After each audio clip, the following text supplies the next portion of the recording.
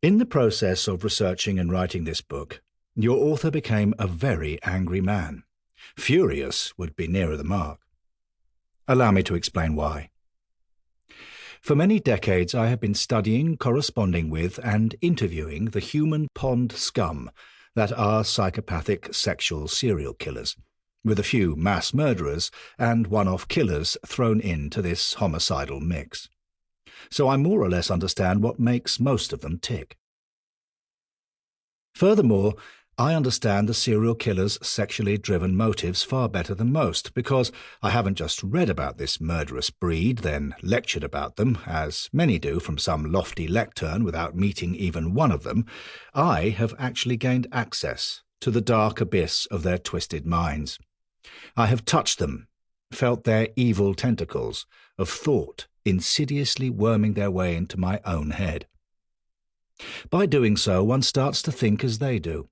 However, as Friedrich Nietzsche ominously points out above, this can be a very dangerous exercise indeed.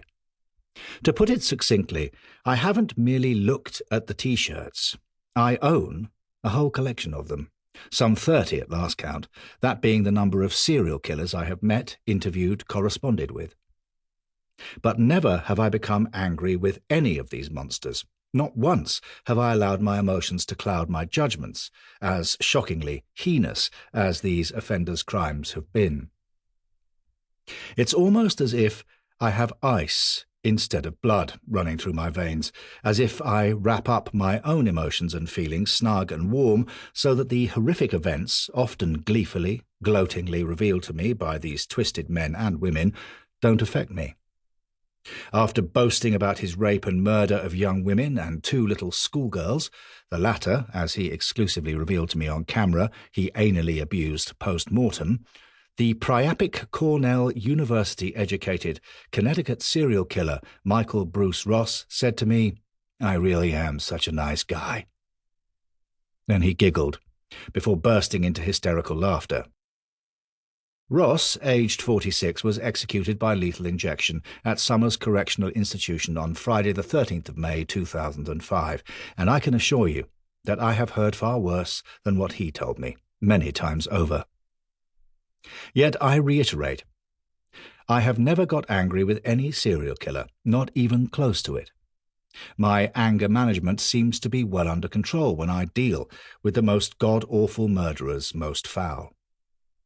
I put it down either to being very thick-skinned or perhaps to my service in Her Majesty's Royal Marines' Green Beret Commandos. And, to be truthful, I also think that I am a very nice guy too. But mass murderers are an altogether different breed to serial killers, as we shall learn later, and it is in this connection that I became so enraged when I started to write this book.